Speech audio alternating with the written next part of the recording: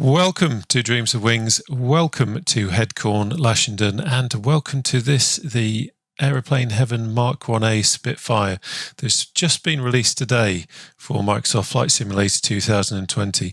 Quite significantly, they've launched it today, which is Battle of Britain Day, which commemorates the day 15th of September 1940, when the Luftwaffe launched the largest and most concentrated attack against London, hoping to draw out the RAF to destroy them. And as we know from history, that didn't actually take place. And as a result of this, the planned invasion of Britain, Operation Sea Lion, was put on hold forever. So quite nice that they've done that they've thought to launch it today. It's interesting, always interesting to have a new Spit in the sim. We've done the Flying Iron Mark 9. I've flown the Mark 1 and Mark 2 A2A Spitfire simulations in P3D, which are absolutely superb. And this is the Aeroplane Heaven MkIa, so very interested to see how this behaves. They've got some nice features here. You see the parachute pack on the wing there. There's a little click spot in the cockpit, so you can turn that on and off, just a nice little visual thing. And also they've made sure to model aircraft that were flown in the Battle of Britain. And here we have QV that we're flying today. This was actually shot down in 1940. Rediscovered in 1986 and was actually restored, and you can fly both versions. You can fly the original Battle of Britain version or the restored version, and also they've got this nice feature where you can actually see the engine, which is a nice little thing to add on to it. But anyway, enough of that. Let's get flying. Let's see how she handles. Right, well, here we are in the cockpit, and they've done a nice job of this. As you can see, we've got some nice textures. The instruments have a nice look about them. Having flown the A2A Mark 1 and Mark 2 instantly, with a few minor things, I feel quite at home here. I can see where everything is. One thing I will quickly show you, and I'm going to do it quickly because it's sacrilege. But you know, a nice little feature that they've put in is if you don't want to fly with this kind of classic six-pack instrument display, authentic kind of wartime era display, you can click here. Oh, I've got to get rid of that. There you go. Actually, joking aside, it's a nice little feature. I tend to fly Spits in the sim in P3D as almost as like a restoration aircraft, and quite often these restoration aircraft do have modern avionics in there, so you know it's not unknown. And if you want to do some you know, cross-country flying with some modern avionics, you got it all there. And you know, it even looks like you've got an autopilot. Good God. Okay, let's get rid of that. Anyway, so let's get into the air. I think the important thing is that we show this thing flying rather than me sitting here waffling. So what I'm going to do is follow the guide that comes with it, and that way we know that we don't actually miss anything. So first of all, I'm going to click on the old harness release there. That removes the parachute there, and then we can see that we're actually now sitting in the cockpit. I'm also going to close the door and then latch that. Actually, something else they've modelled here is that if we leave it on this setting here, what that is actually doing is simulating a sort of a safety feature that with that door latched in that position, the canopy can't suddenly come sliding forward. So strictly speaking, you know, we should leave it there. Why not? They've taken the trouble to model it, so we should leave it in there. Right, now there was something else I was going to mention, and for the time being it slipped my mind, but I'm sure we can come on to it. So first of all, we need some ground power, so we're going to put the ground accumulator on. Just having a quick look to see if it's is it modelled in the exterior? There it is. So we've got that. We've got a down indication on the undercarriage, which is good, and we've got the undercarriage lever physically down. That's where we want it to be because we're down on the ground. So that's good to see. Right, so we've done that. Make sure you have the battery cart. Check outside to ensure the cart's connected. We've done that. Switch on the starting magneto. We have got that. This provides energy to the base system and power to the engine magneto starting. The Mark 1 Spitfire does not have pedal brakes. The brakes are applied. Yeah, we've got this lever here, and the handbrake is on there. Something we do need to look at here is we need to make a change in the fuel, and I believe this is to, more correctly display the balance of the aircraft. So we are going to go for full fuel. And then we need to, where is the adjustment here? So it's, okay. There we go. That's what I was looking for. We need to set this here to 35, where's it gone? Where have you gone? 35.5. So let's put that there. And that should give us a more realistic setting. 35.5. There we go. Just double check that. It's saying set the empty cog on the slider at the right of the fuel window to 35.5, and that's what we've done. So that's all good and done. And what have we got here? We've got a max allowable fuel is 226. And we are okay. Let's take off weight 224. We've got full fuel. Let's just bring that down a little bit. Actually, we don't need. It obviously didn't like that, so we'll take it down to 99%.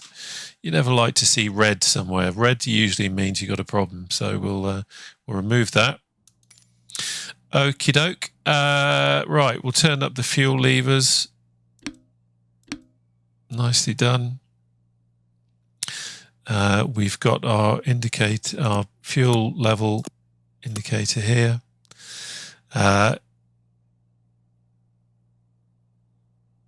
Check the fuel levels. Done that. Now, pressurized system turning the fuel pressure cock to carb. And when we do that, we're looking to see, checking the pressure in the gauge.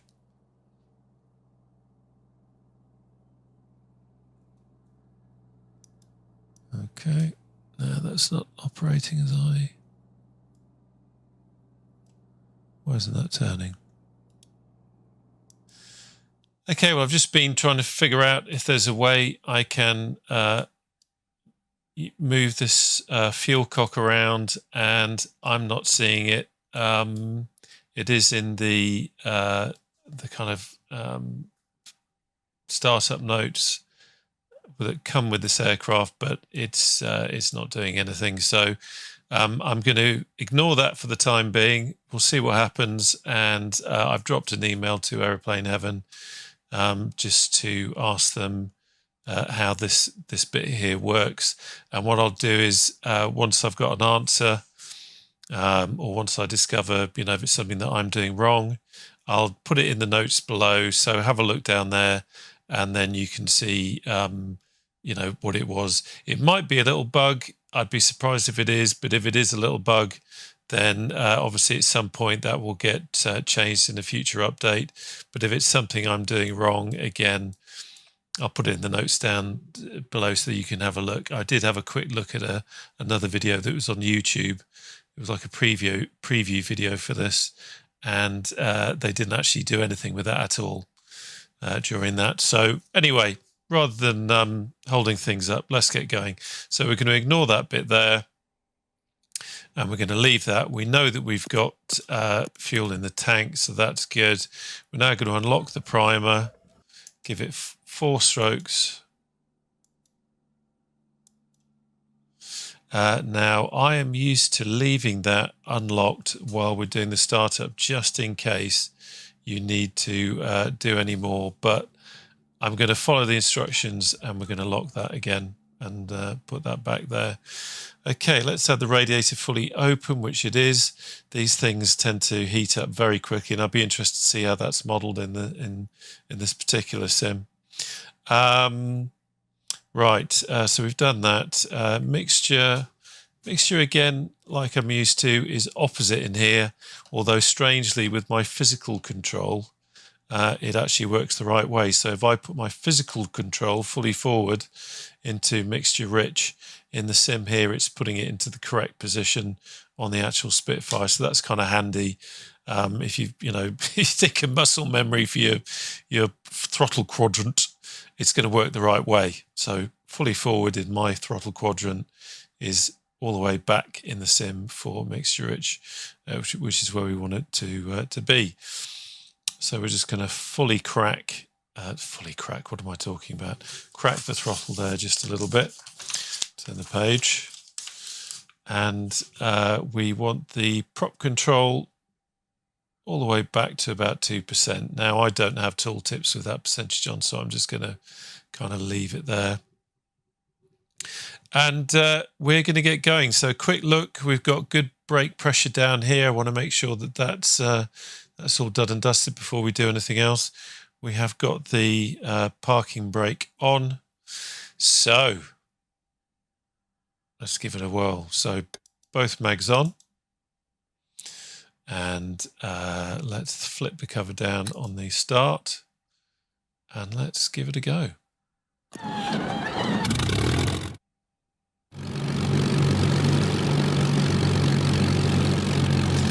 Okay. I'm going to idle at about 1600, so I'm just going to leave it there. First impression of the sound on the startup. I've heard better, but it's not bad. Right, so let's now disconnect the accumulator trolley. Don't need that anymore. And turn off the starting mag. Actually, sorry, I should have left that on. Just having a quick look around now, checking our fuel pressure, checking our oil pressure.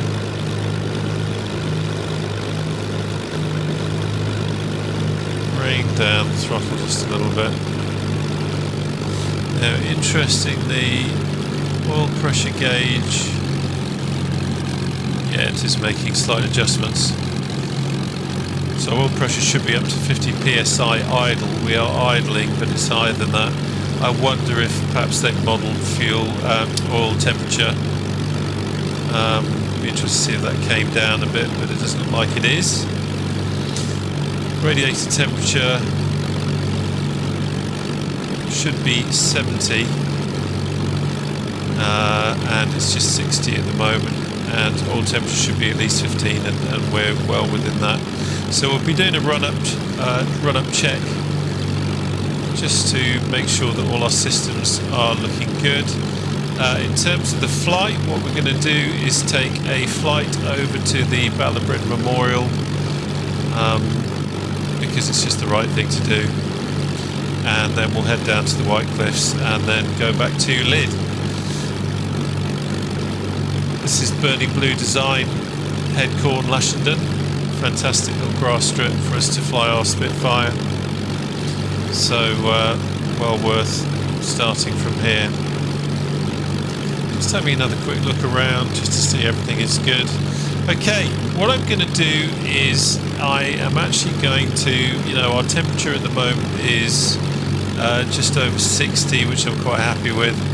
I'm used to, in a Mark II, after 60 you're okay to start doing things, manoeuvring things, so that's what I'm going to do. We're going to taxi around to the runway threshold, then we can do our run-up. So let's give ground handling a test, see what it does. And for this I'm actually going to increase our prop. So again, that's what I'm used to. Right, let's see what she does on the ground. Interested to see Okay, so we can turn it as if we've got a steerable tail wheel. That's a bit like the Flying Iron one. I think maybe that's something that's actually within Microsoft Flight Simulator. With the A2A Spit, I'm used to only being able to use differential braking, which is probably a bit more realistic.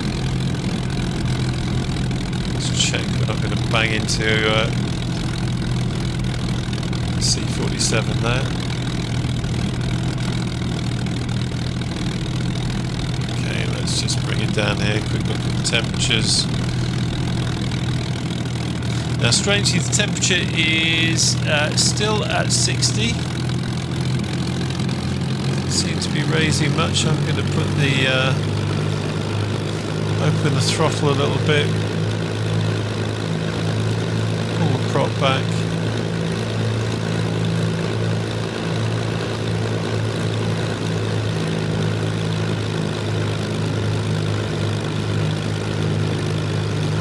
Okay, we're not far off it. This is heating up a lot slower than I'm used to in the A2A one. In the A2A one, you really do have to move quickly, and I think that's probably quite an accurate representation. While we're here, I'm just going to put in one notch of trim, nose down trim, while I remember. Okay, now we're getting up to around 70.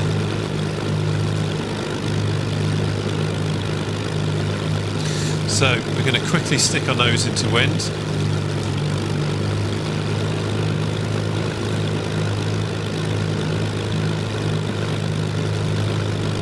There we go.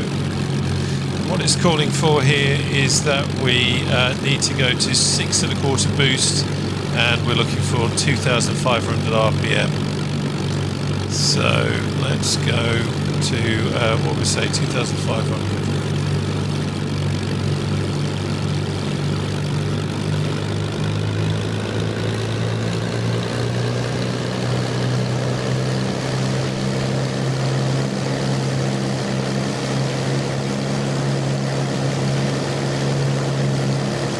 Let's go for our 2,500.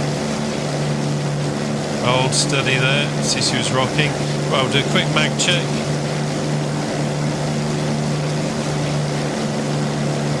All good. Come back. There we go. Yep, all good. And let's bring that back down before we overheat. I'm going to put the there we go. And we're just going to cycle the prop.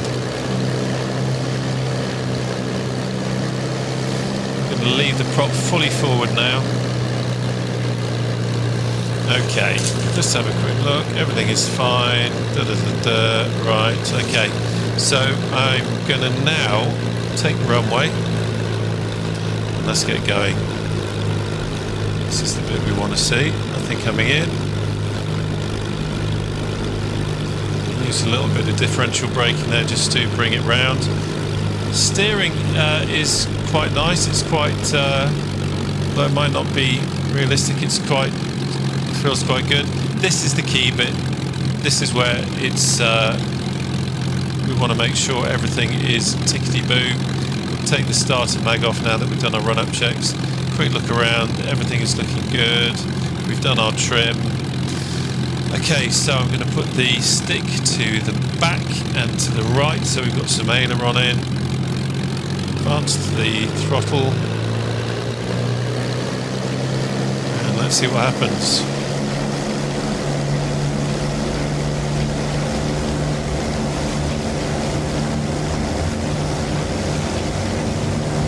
There goes the classic ground handling.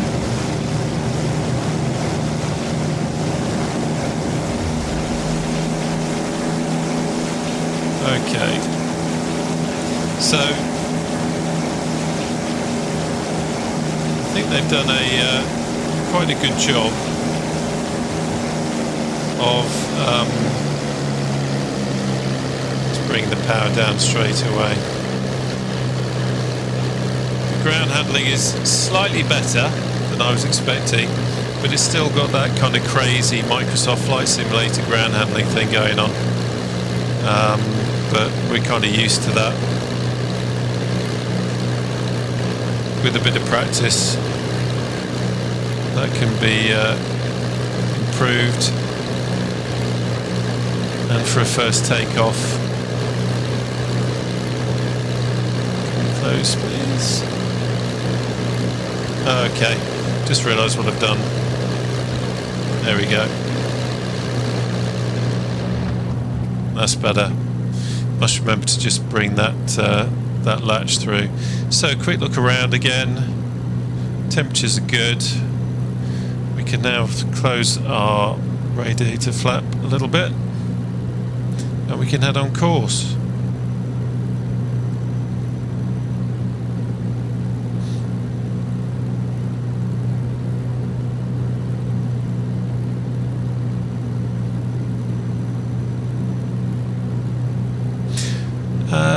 It's quite nice and stable to fly.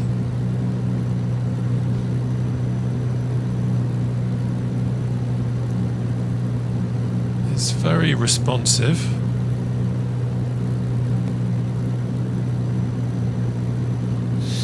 Hang on a minute. Generator on, thank you.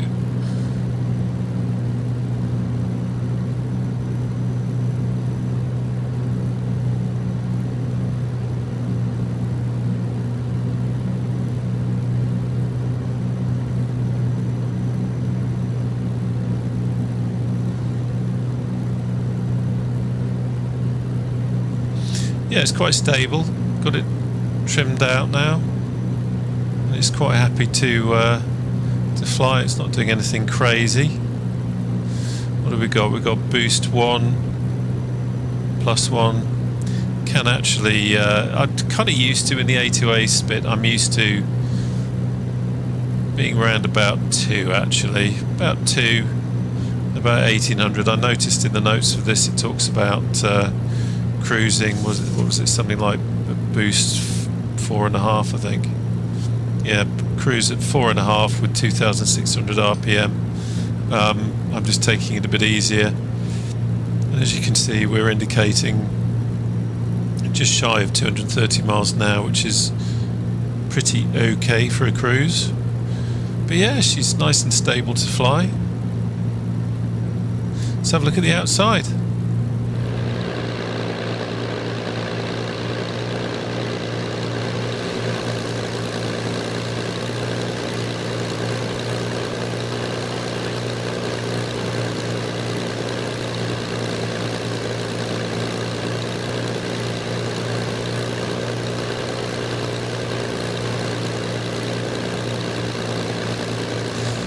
So yeah, this is very much first flight, getting to know the aircraft. It's how I like to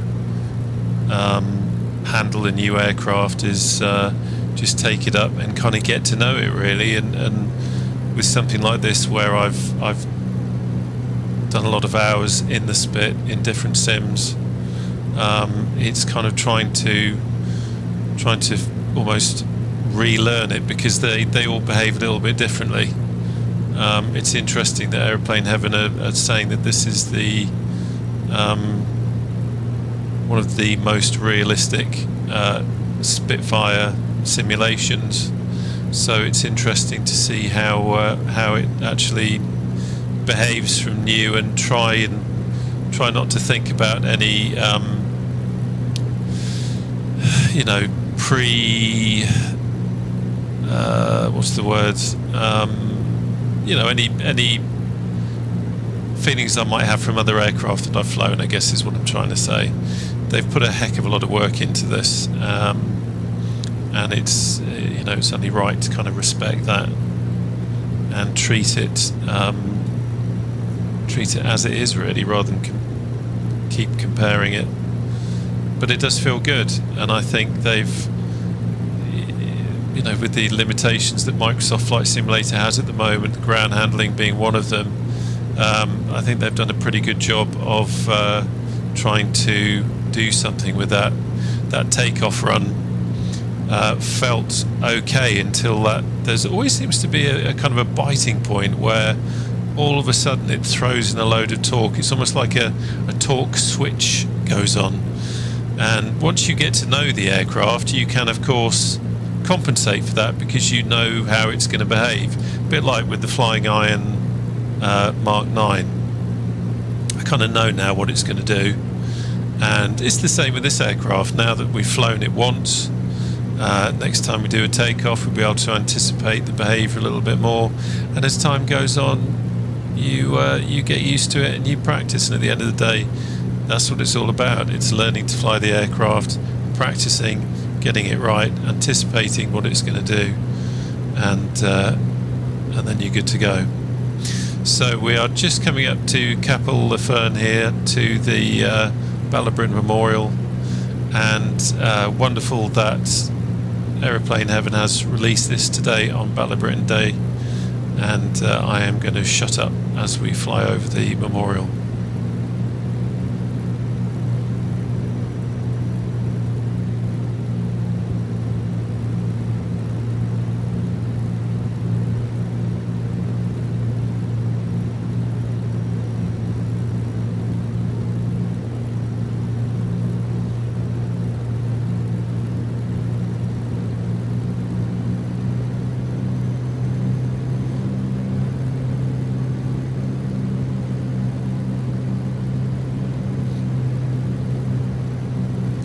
Okay.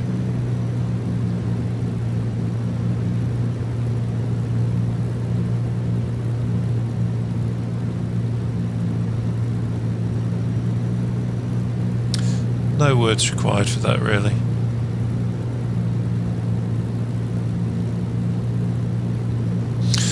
Right, so let's head on to the White Cliffs.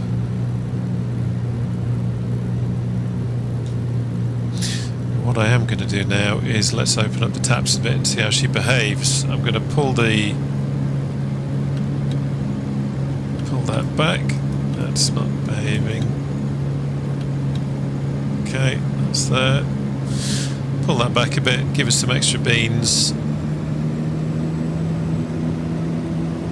and let's see how she behaves.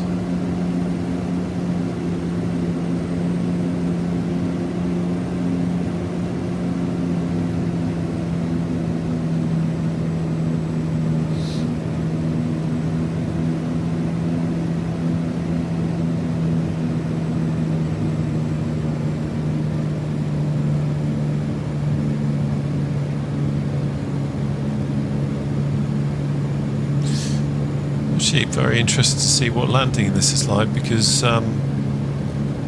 you quite often hear it said that the Spitfire was an aircraft where you just kind of thought where you wanted to go and it would take you there, and they have kind of modelled that quite nicely in this. It does feel very does feel like you've got complete control over it.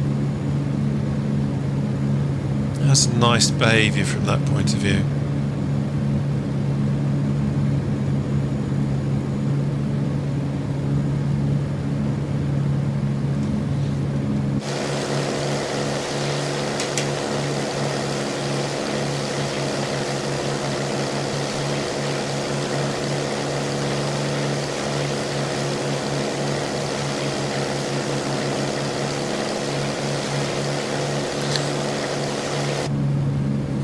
Okay. Now we will climb a little bit and we'll head back to Lydd, where we'll do a landing, but in the meantime we're going to do some aeros. Now there is a section in the manual about aeros and all the different settings. I've not looked at it.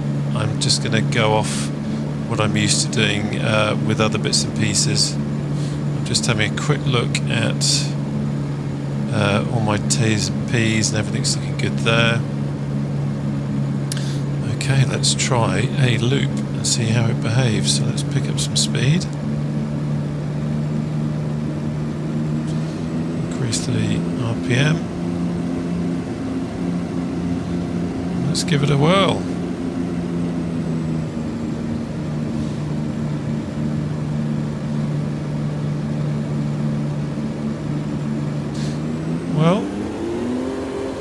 That was nice. Quite stable. I've got to say, the engine sound, again, maybe it's something that's being developed, but the engine sound does sound a little bit odd, if I'm completely honest. And maybe that's something that's going to be looked into.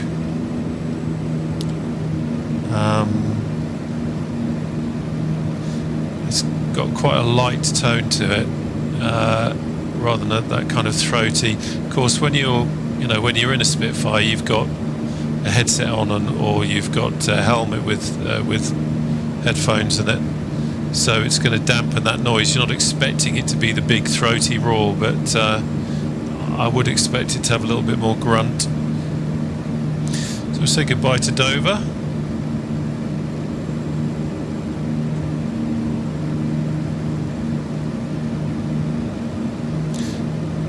Temperatures are looking good. Let's do a quick cheeky roll.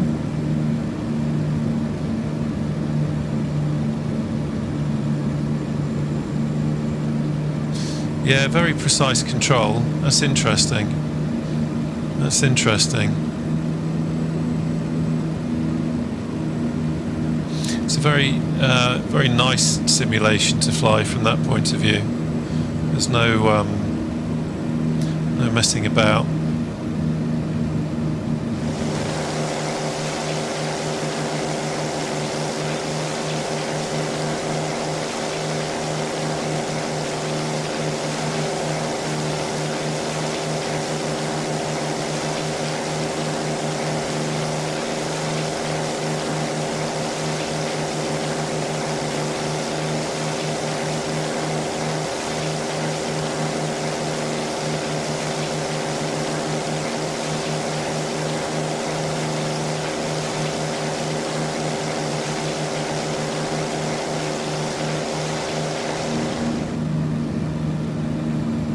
So, just going to reduce the RPM a bit now. Let's get back into a nice steady cruise. Don't need to be going at silly power settings. She's an old girl and we don't want to break her.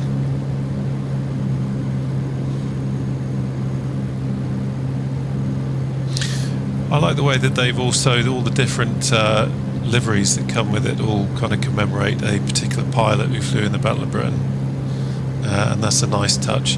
And also a nice touch, this particular aircraft you can fly the modern version as well, which is good. I think that's one of the interesting things about this, is that you have got the option to fly the modern version should you wish. It just opens it up, makes it a little bit different.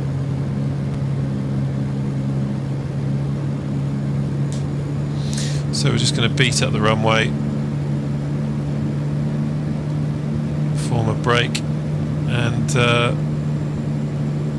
do our first landing, which is always interesting in a new aircraft.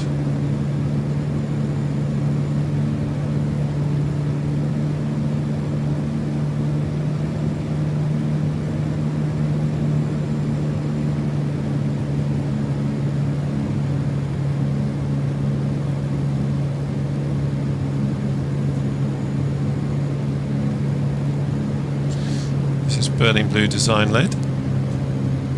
Splendid little airport too.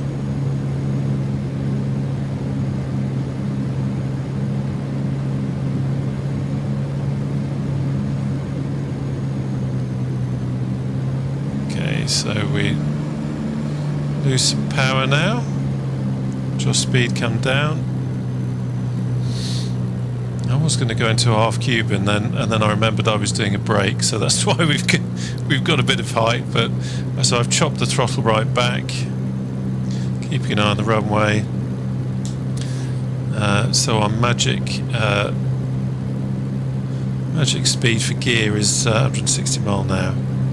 Now, something that has always been of interest to note in the Flying Iron Mark 9 is that it loses speed quite slowly. And this one is, I would say, losing it at a slightly faster rate. Of Quick look at the temperatures. Temperatures are all good. So let's bring it round. We've reached the magic number. We now drop the gear. Got a good down green indicator. We've got the little pin on the wing which they've modelled that shows us that we have good gear. Now the flaps in the Spit are more like ruddy great big air brakes, so we don't do a nice gentle transition as we do an approach. We tend to drop them at the last minute. Now something I'm immediately noticing here is the speed is not bleeding off. We're way too fast, so we're going to gear back up, put the power on, and we'll call that a missed approach.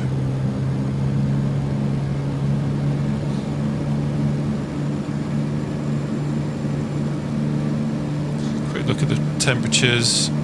Not too bad. What I will do at this stage is open up the radiator one notch. Let's bring it round. Try and keep that speed lower this time.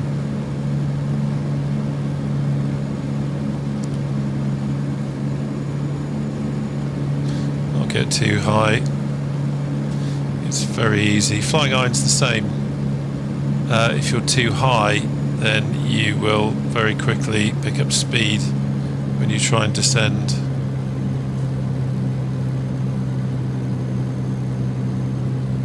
Okay, I'm just going to quickly reset. There we go, that's better.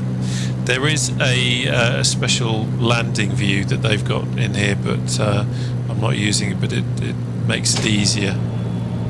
Okay, makes it easier to see what you're doing.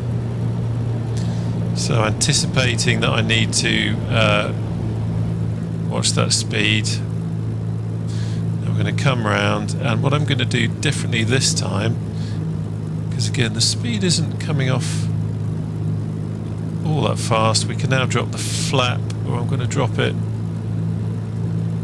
now. No strange behaviour there, but we can see the speed coming off, so that's quite interesting. We do a curved approach in the Spit because the nose is so damn big.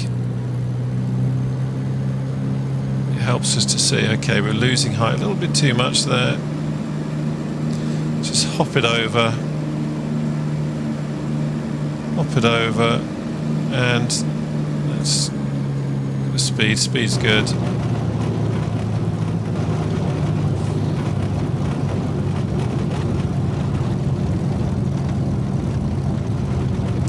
Playing with the rudder pedals there, see where we are, so they're quite sensitive. There you go. So lesson learned there, chops the power. We sank too much, had to put some power on again. Let's get the flaps up. Had to put some power on again so that we didn't smack into the grass, and that made for a slightly rough approach, or landing rather. I say slightly rough approach, bloody awful. Okay. But there you go, that's what this is all about. It's learning the behaviour of the aircraft, understanding what it's going to do, getting to know its little behaviours, and that's quite an interesting one. It's funny, when you fly an aircraft or a similar aircraft in another sim, get used to flying it in a certain way, and with this one it's got it, as I said before, it's got its own behaviours. So let's have the parking brake on, please. Thank you. I didn't put the landing lights on. It's something I don't normally do in the Spit. I know normally conventionally in a scenario like this you put the landing lights on when you come into land. It's something that really I should have done. Right, so what I'm going to do now is cut the fuel, and that's annoying. Get rid of you, and then we pull the slow running cutout.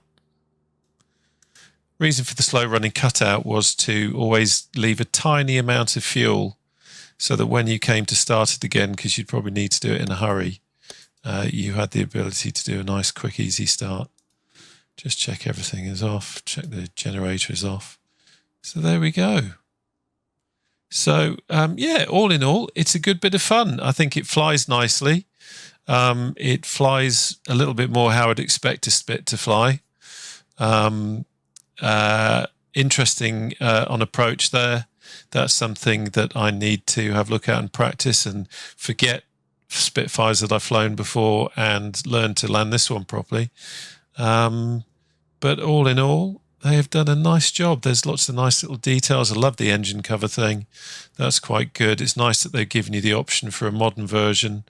And wonderful that they've released it on Battle of Britain Day. You know, absolute full marks to them for doing that. I think, you know, it's great that we get to fly these in the sim. And I think it's always great that we remember where these came from and the fact that, you know, young guys are going up in these at a very young age and not knowing if they were going to make it back again. So it's a nice way of showing a bit of respect for that as well. Anyway, thanks for coming along. Thanks for joining. And I look forward to seeing you on the channel again soon. Take care now. Bye-bye.